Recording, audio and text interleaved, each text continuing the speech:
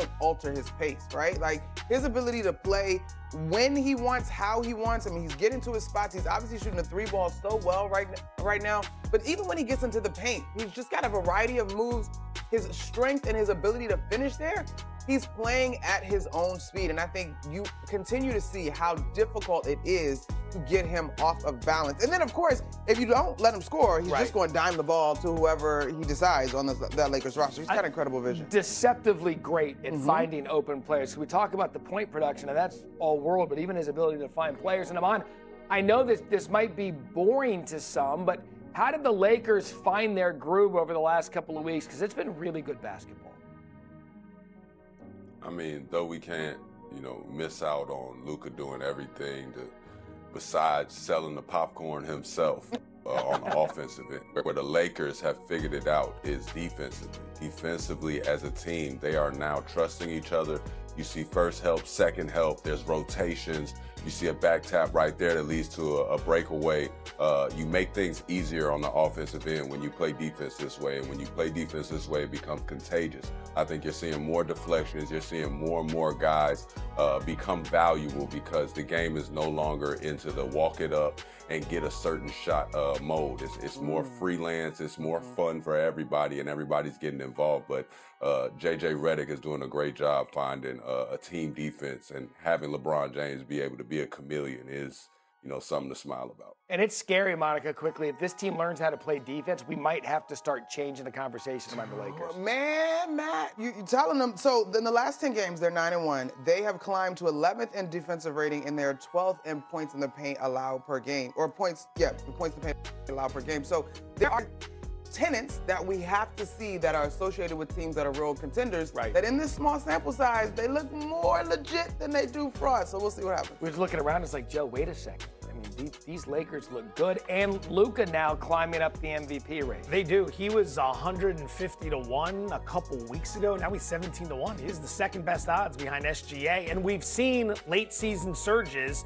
take out the leader at the end of the year. Joel Embiid famously did that to Nikola Jokic a few years back. Jokic had been leading most of the way, and Embiid snaked him in the last 2 weeks with a great run down the stretch, which is what we're seeing here. I'd caution, though, with the Lakers. We saw a run like this after Luka showed up last year. They went like 8-2. They were playing good D. Everyone got excited. And then we all know what happened. This is not happening. The MVP race is close. Okay. Close. Just so you know. It's close. That's not happening. So you just blew through everything Fortin Ball 100%. said. It's not happening. I do, however, appreciate McNutt allowing me to say it before she crapped all over. That's true, yeah. That's true. We took 30 seconds we didn't need to tell Joe that he was wrong. I hear you. It's a great number and all, but no, it's not. Basketball Friday, we are off and running up. Until about 4 in the morning, and still Doncic now joins Kobe Bryant from April 14, 2006 against the Trailblazers as the only Lakers player with at least 50 points and 5 steals in a single game. It's the first time Doncic has done it in any uniform in his NBA career. Steals became an official statistic in the NBA all the way in 1973, 1974. Trying to imagine what he could do with a good 8 hours sleep. We're back with Richard here now. This guy's incredible. Now, that's 8 straight games with 30, and he doubled 30 tonight. Put it in words, Richard, what you think of what Luka is doing right now. He's showing you that he's that once-in-a-generation player. This is the Luka that every year we believe has a chance at the MVP. And that's what makes Luka so special. I was in Houston last night. Denver, they beat. That was a tiebreaker game. They go and win 2 games in Houston. I thought this was a throwaway game. I was like, there's no way. All of these guys show up at 5 in the morning. Everyone's available. Everyone plays. They're down in the first half, and they gut out a victory because of a majestic performance by Luka Doncic. If the Lakers aren't showing you something right now, if they're not showing you something right now, if you look at their last, not just Luka's play, but the play of DeAndre Ayton, the way that their team is coming together, it is a beautiful thing to watch, and they are going to be a very dangerous team. And let me just say this. You have Jokic, Luka, Jaylen Brown, Shea, Cade Cunningham, and you got Wemby, and you only have 5 spots on that first team All-NBA. That's going to be tough. That is a competitive battle to get into those final 5. My math's not great, but he had 40 last night and 60 tonight. So I think that's 100 points, Richard. That's a pretty I good think that's 24 100 hours. points. I went to Arizona, and I know that that's 100 points. Richard, Luka, you never know when you're going to have to scramble a shot together and get Dave McManaman on camera to talk about it, and he joins us right now. So, Dave, Luka, 100 points in a 2-game span. He seems to have found another gear of late. What is behind this? Yeah, David, if Luka can play the back-to-back in Houston and Miami, I can certainly set up my own television gear to talk to you about the game that he had. And what's behind it, JJ Redick says, this clarity of mind for Luka Doncic. Obviously, last season, it was so shocking for him to be traded in the dead of the night from the Mavericks to the Lakers. It took him some time to find his footing. He's been dealing with, a tough situation off the court with both of his daughters being with his ex-fiance in Slovenia. But everything has kind of crystallized for him. And if he plays his game and plays it on both ends, he's going to have his support from his teammates, from his coaching staff. And right now, you can tell he's enjoying playing basketball again. And when he brings that level of joy, usually a level of spectacular results follow it. Yeah, it's fun to watch him right now. That's for sure. It's fun to watch the Lakers. They're going good. But they've had a little bit of a rocky stretch traveling and stuff. What's the last 48 hours look like for this team? It's been pretty crazy for this team, David. They played an 8:30 tip in Houston last night. They traveled through the night, didn't get to their Miami hotel until around 5 in the morning.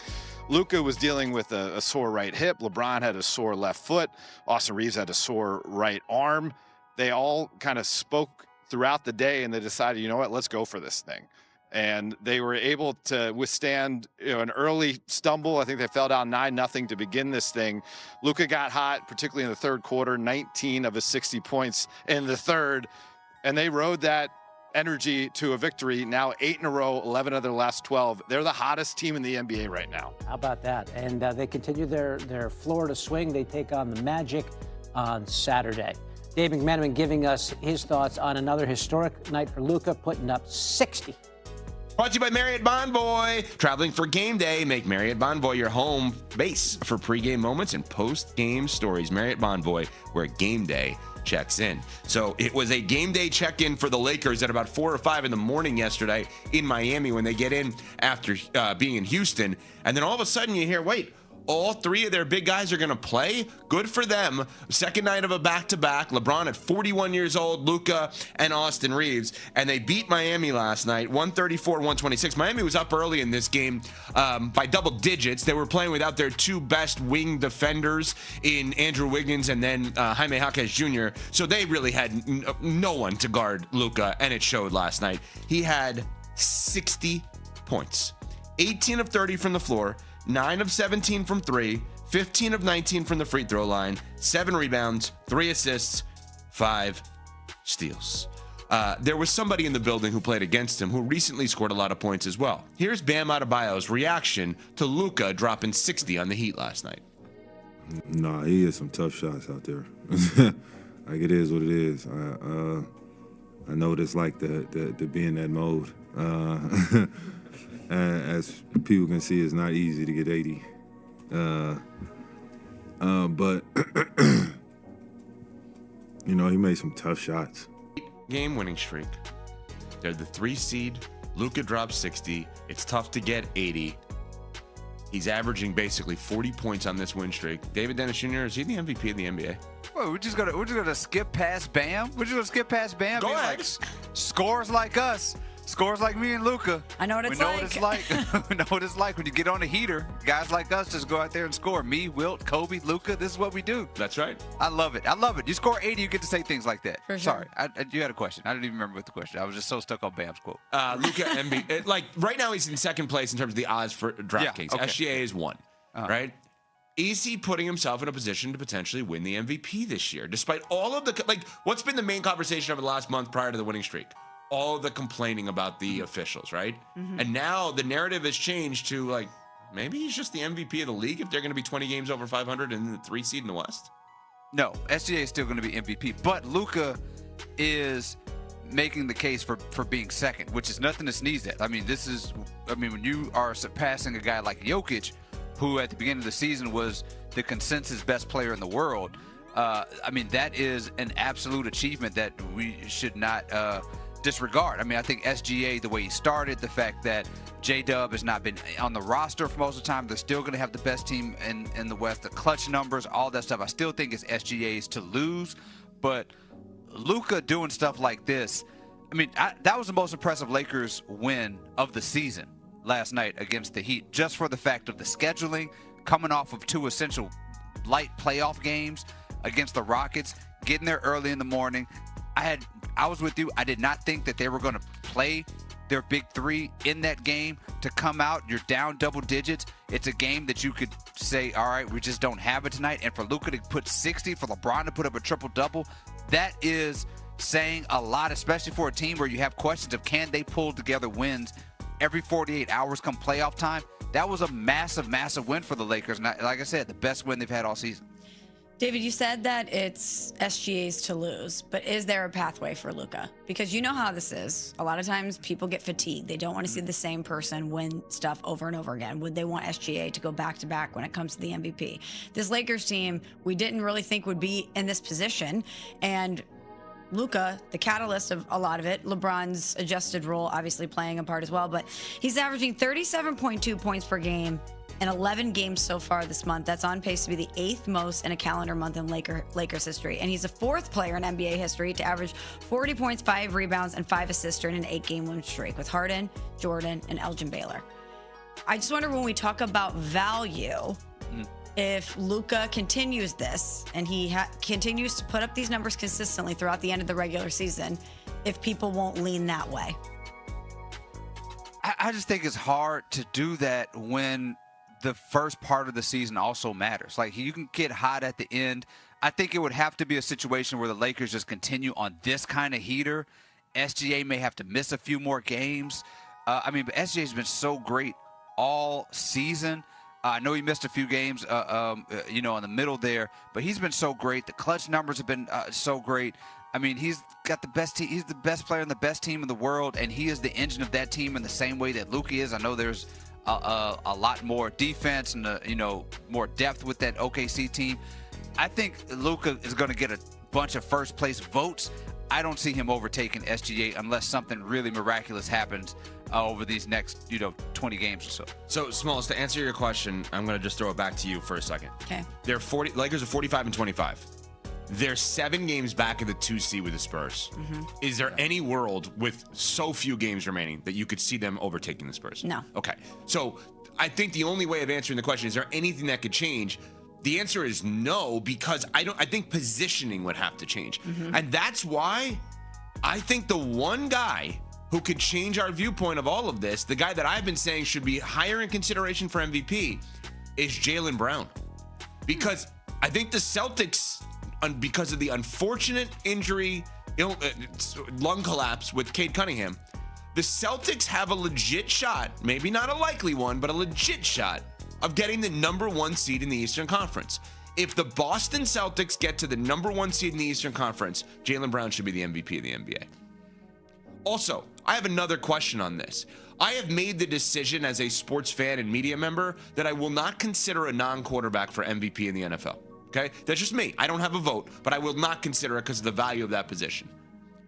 Should I consider, as a fan and a media member, a non-defender as an MVP in the NBA? Like, Luka's been unbelievable. He's unstoppable. He annihilated my team last night. My fans in Miami, there's a huge Slovenian population because we learned that when Goran Dragic was there, but they're cheering MVP. Mm-hmm. That's embarrassing. Let's be honest. Like, the road fans cheering MVP for the home fans cheering for a road player, it's embarrassing. Banner day for you. Yeah, really. It's sports. Yeah. Anyway, so the point is, can I really consider him an MVP if he doesn't even play? Is that fair? Well, so there have been some sort of number juking as of late to sort of make it that Luka is not as bad defensively, right? We have the numbers of on isolations, it's 0.9 points allowed, things like that. I've watched some of those isolation plays. They're not as isolation-y as one would say.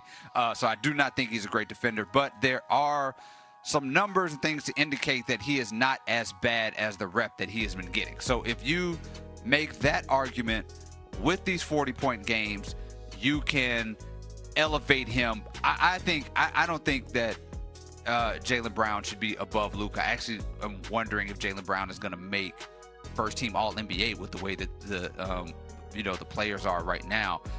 So I mean, I don't see a pathway for Jaylen Brown skipping over these people, especially when part of the reason they're probably going to be number one is because of Tatum coming back, which may fairly or unfairly hurt the perception of Jaylen Brown as somebody carrying this squad. I don't. Tatum's only back because Brown got them good enough for him to come back. Yeah, but to David's point, a lot of times we'll have recency bias. There is a night that every Lakers fan is going to remember for the rest of their lives. And I say that as someone who has sat through every painful loss, every frustrating stretch, every moment where this season felt like it was slipping away. Because what happened last night in Miami was not just a basketball game. It was a statement. It was a declaration. It was the kind of performance that you call your friends about at midnight and cannot stop talking about even though you have work in the morning. A man who arrived at his hotel at 5 in the morning, who was listed as questionable to even play, who had just played a full game in Houston less than 24 hours earlier, that man walked into the Kaseya Center and dropped 60 points on the Miami Heat on the road in enemy territory, while the entire arena, every single person in that building, regardless of what jersey they were wearing, started chanting his name for the most prestigious individual award in the sport. 8 wins in a row, 11 wins in the last 12 games. And today, the NBA's official MVP ladder was updated and Luka Doncic is no longer 4th. He is no longer 3rd. The man who the media has been underrating for months just jumped to 2nd place in the most important ranking in basketball. And the conversation that everyone has been avoiding is now impossible to ignore. Tonight, the Lakers travel to Orlando to face the Magic, and this team is not showing any signs of slowing down. But before we get there, you need to hear everything that happened last night in Miami. Everything it means for the MVP race.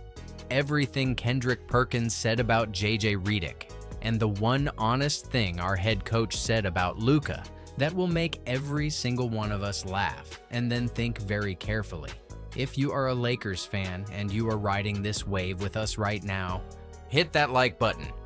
We have a lot to get through tonight. So let us begin talking firstly about what actually happened inside the Kaseya Center last night, because I watched this game from tip-off and I need to be honest with you.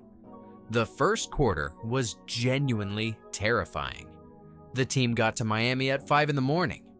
5 in the morning. LeBron, Luka, and Reaves were all listed as questionable before tip-off, which tells you everything you need to know about how physically demanding this road trip has been. And then the game started, and the Heat came out absolutely on fire, shooting 63% from the floor in the first quarter alone, dominating the paint with a 26-12 edge, building a lead that grew all the way to 15 points, while our guys looked every bit as exhausted as you would expect a team to look after playing in Houston the night before and sleeping for maybe 3 hours before a road game in South Beach. I remember watching that first quarter and thinking, you know what? It is fine. We knew this was a trap game. We knew the back-to-back was going to be brutal. This is exactly why everyone said they should have rested the starters. And then the second quarter started and the Lakers began climbing back. LeBron was perfect from the field, again, going 7 for 7 to start the game before missing his first shot early in the fourth quarter, meaning that across the last 3 games, he connected on 21 of his last 22 field goal attempts. Luka had 12 points by the end of the first quarter, even while everything else was falling apart. And by halftime, the deficit was down to 6, and you could feel the momentum shifting. The third quarter was when Kaseya Center became a Luka Doncic highlight reel. He hit 3 consecutive three-pointers in a 3-minute stretch to give the Lakers their first lead of the game, 72-71, with 9 minutes left in the period. From that moment forward, Los Angeles never looked back, winning the third quarter 33-17 while shooting 63%. By the time the fourth quarter started, the Lakers led by 9. Luka had already put up an obscene number, and what was left was simply the execution and the closing. And Luka closed it. He scored 20 points in the fourth quarter alone, 20 points in a single quarter on the second night of a back-to-back after traveling through the night, finishing with 39 of his 60 points in the second half. The final score was 134-126, and it was not as close as that sounds. As a fan, I genuinely did not know whether to cry or scream when that buzzer sounded. What I do know is that this game should be saved, rewatched, and shown to every person who ever doubted this team. Because avoiding that trap game, a game that had every excuse to be a loss, with a 60-point masterpiece from our best player, is exactly the kind of character that championship teams are built from. Now, we need to talk about the numbers from last night, because the raw line of 60 points does not fully communicate how historically special and how statistically rare what Luka Doncic did in that building actually was. He finished 18 for 30 from the field, 9 for 17 from three-point range, and 15 for 19 from the free throw line, with 7 rebounds, 3 assists, and 5 steals in 38 minutes of action. That specific combination, 60 points, 9 three-pointers, 5 steals, has never been done in the history of the NBA. Not by Michael Jordan, not by Kobe Bryant, not by LeBron James. Not by anyone. Luka Doncic is the only player in the history of professional basketball to put up that particular combination in a single game. And he did it on a back-to-back in a road game against a desperate team after sleeping for a few hours in a Miami hotel. He also broke the all-time scoring record for any visiting player in Miami Heat history, surpassing James Harden's 58-point effort from 2019. He set the new single-season Lakers record for three-pointers made in a season, with 232 and counting in just 58 games, breaking D'Angelo Russell's mark of 226. He scored his 40th point to become the Lakers' leader in 40-point games this season with 13, tying for 7th most in a single season in franchise history. And this becomes the 16th time in Lakers history that any player has scored 60 or more points in a single game. Luka is now the 7th Laker ever to accomplish that feat, joining a list that includes Kobe Bryant, Elgin Baylor, Wilt Chamberlain, Jerry West, George Mikan, and Shaquille O'Neal. The last Laker to do it was Kobe Bryant on April 13, 2016 in his career farewell game. And 100 points in 24 hours, 40 against Houston on Wednesday, 60 against Miami on Thursday, is simply a number that does not belong in any normal human basketball conversation. I believe that when we look back on this season years from now, the 48-hour stretch in Houston and Miami is going to be remembered as the moment where Luka Doncic announced to the entire basketball world exactly who he is and exactly what he is capable of.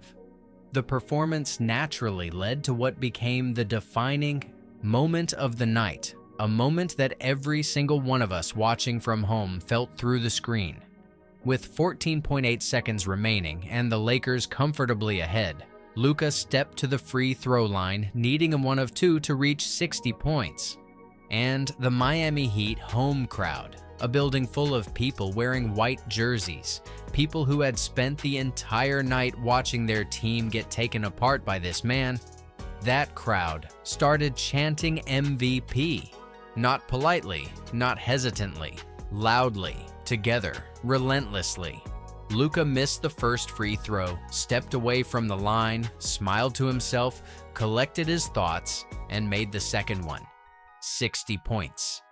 His post-game reaction told you everything about what that moment meant to him. He said he got a lot of goosebumps. He said every player wants to hear that. He said it made his heart happy seeing his teammates react.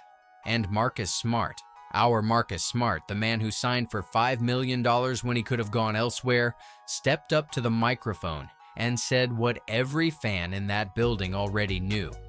When Luka gets into those modes, it is a sight that you do not want to miss.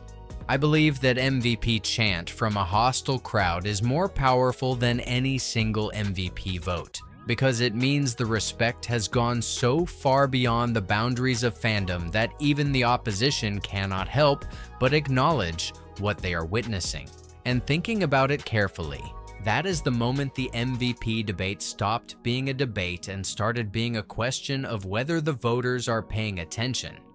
And because the basketball gods apparently decided that one historical performance per night was not enough, LeBron James quietly made history of his own while all of our attention was on Luka and the MVP chants. LeBron finished the game with 19 points, 15 rebounds, and 10 assists, his second triple-double of the season, which would have been the lead story of any normal Lakers game on any normal night. But beyond the triple-double, LeBron tied Robert Parrish's all-time NBA record for games played. Think about that for a moment. Robert Parrish played from 1976 to 1997, 21 seasons. LeBron has now matched his total number of games played, a record that stood for decades and was widely considered untouchable. And because this is LeBron, and because this is this team, and because this season has been nothing short of extraordinary, Luka and LeBron also became the first pair of teammates to combine a 60-point game with a triple-double in the same game since Wilt Chamberlain and Elgin Baylor did it together in 1969. 1969. We are out here matching Wilt and Elgin in 2026, and I genuinely do not know what to do with that information. I believe LeBron's triple-double getting overshadowed on a night where he tied an all-time games played record and contributed a 19-15-10 line tells you more about how absurd Luka's 60 points were than any comparison I could make. Now let us talk about what James Worthy said after the game, because a Lakers legend went to the microphone and made a statement that I want every single fan who has been watching this franchise for decades to hear, sit with, and truly absorb. Worthy called Luka Doncic the most consistent and dominant clutch player in Lakers franchise history. Not one of the best, the most consistent, the most dominant. Above Kobe Bryant, above Kareem Abdul-Jabbar, above Magic Johnson, above Shaquille O'Neal. Worthy, who played alongside Magic and Kareem, who won 3 championships in purple and gold, who has seen this franchise from the inside at its absolute highest, looked at what Luka is doing in the clutch and said no Laker has ever done it with this consistency and this dominance. He specifically mentioned Luka's ability to control the game with the ball in his hands, his shot making from anywhere on the floor, and his skill at drawing fouls in the most important moments. I understand that some fans will push back on this. I understand that Kobe Bryant's legacy in clutch moments is sacred and non-negotiable for many in this fan base. I am not here to tell you how to feel about that comparison. What I will say is that James Worthy is not a man who makes reckless statements for attention. He is a Hall of Famer who knows this franchise more deeply than almost anyone alive. And when he chooses those words about a player in his first full season with the Lakers, it carries a weight that deserves genuine reflection. Thinking about it carefully, Worthy is not burying the legends. He is recognizing that something genuinely new and genuinely unprecedented is happening right now in Los Angeles, and that honoring it does not diminish what came before. While we are talking about what this team has become, we also need to give credit to the person who has been quietly building all of this from inside the locker room.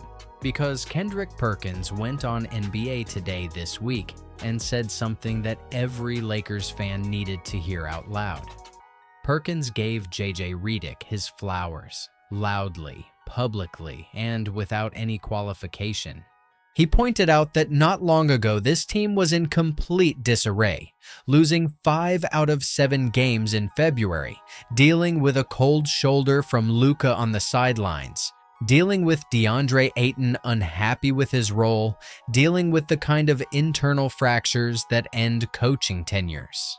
And then he walked through what Redick rebuilt.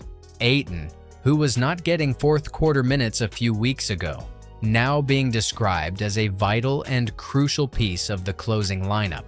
Marcus Smart, who could have been a forgotten signing, finding his exact role as a defensive stopper and a timely three-point shooter who hit 39% from beyond the arc this month. LeBron's body language, which Perkins said he always uses as his primary indicator of team health, fully bought in, fully engaged, fully committed to what Redick has built. Brian Windhorst added the sentence that I think every one of us has been hoping someone in the national media would finally say: he can now see how the Lakers win a playoff series. He can now see, quite frankly, how LeBron has a future with this team past this year. That sentence from Windhorst is enormous because Windhorst does not hand out optimism about LeBron's future lightly. The defensive numbers back all of it up: 5.1 blocks per game this month compared to 4.2 for the season, 9.4 steals per game compared to 8.3 for the season. This team is communicating better, rotating better, and competing harder on the defensive end than they were at any point before this winning streak began. I believe what Perkins and Windhorst are both recognizing is that JJ Redick has done something genuinely difficult. He has convinced a locker room full of veterans, egos, and superstars that the system matters more than any individual. And the results are 8 consecutive wins, and the most cohesive version of this team we have seen all year. Now there is one area where even inside this winning streak, even inside all this euphoria, we need to stay honest, and that is Austin Reaves. Because as fans, we owe it to ourselves and to him to look at this clearly, rather than pretend everything is perfect.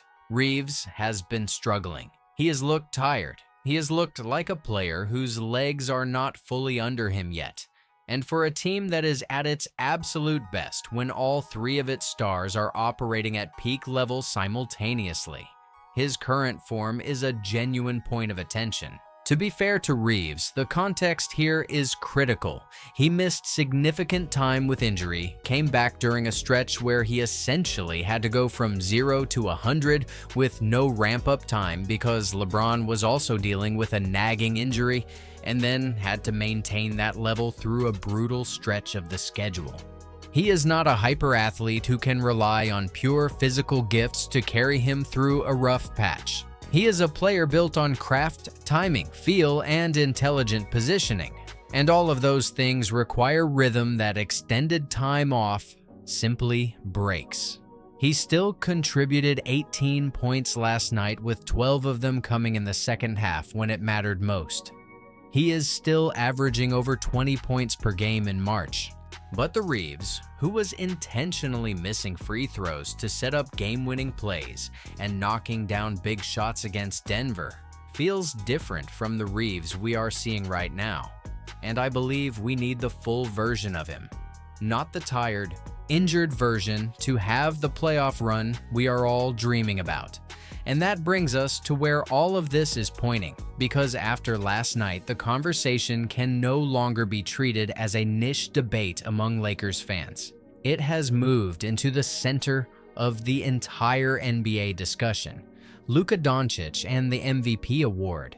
Today, the NBA updated its official Kaya MVP ladder, and Doncic moved from 4th all the way to 2nd, leaping over Victor Wembanyama and Nikola Jokic, who is in danger of becoming ineligible for the award due to games missed, and now sits directly behind Shai Gilgeous-Alexander as the runner-up in the official league rankings. And today, there was additional news that shifts the race even further. Cade Cunningham of the Detroit Pistons has been diagnosed with a collapsed lung and is expected to miss extended time, potentially including the start of the playoffs. Cunningham had been one of the main storylines in the MVP conversation for most of the season, and his injury removes another name from the board. The statistical case for Doncic over SGA is already being made loudly by anyone willing to look at the numbers honestly. Doncic leads in points per game, rebounds per game, assists per game, steals per game, and three-pointers made, while his individual plus-minus of plus 8.1 matches SGA's exactly. The main counter-argument for SGA has always been team success, with OKC holding a 10-game lead in the West over the Lakers, and that counter-argument remains real and significant. But Doncic has now scored 327 points across this 8-game winning streak. 327 points, and the MVP chants were coming from the Miami Heat home crowd, while the Lakers extended their streak to 8 games and moved 11 wins in their last 12. JJ Redick was asked directly why Doncic is not getting even more MVP buzz given what he has done this month, and our head coach, sarcastically, brilliantly, answered with a straight face, because he complains to the refs. I don't know. Half joke, completely true, and also the funniest honest thing said in an NBA press conference all season. I believe Luka Doncic deserves to win the MVP award. I believe the 60-point game in Miami on the second night of a back-to-back, after arriving at the hotel at 5 in the morning, in a game the Lakers absolutely had to win to keep this streak alive, is the single most compelling individual performance in the entire MVP race this season. And I believe that if the voters are paying attention to what is happening right now in Los Angeles, this race is not as settled as the odds suggest. Saturday night, the Lakers are in Orlando to face a Magic team sitting at 38-31, missing Franz Wagner, Anthony Black, and Jonathan Isaac, with Wendell Carter Jr. listed as day-to-day. Paolo Banchero and Desmond Bane are their primary weapons, and the Magic have been playing solid basketball of late, going 7-3 in their last 10. The Lakers are 9-1 in their last 10. The Lakers average 120.8 points per game during that stretch, while holding opponents to 113. This is a winnable game. This is a game we should win. And with a 4-game cushion on the 4th seed and the 3rd seed now essentially locked up, with the question only being how many more wins we can stack before Redick decides to rest the starters for the final stretch, every game from here is about rhythm, health, and playoff preparation. 9 straight is possible. I am not going to pretend I am not thinking about it, but more than the streak, more than the seed, what I am thinking about after last night is something much larger. That this Lakers team, this specific group, at this specific moment in March of 2026, is playing the most exciting and most compelling basketball I have seen from this franchise in years. And Luka Doncic standing at the free throw line in Miami while 20,000 people chanted his name for the MVP award, smiling to himself before making that second free throw. That image belongs permanently to every single one of us who stuck with this team through the hard parts of this season. We earned that moment. Now let us go get 9 straight.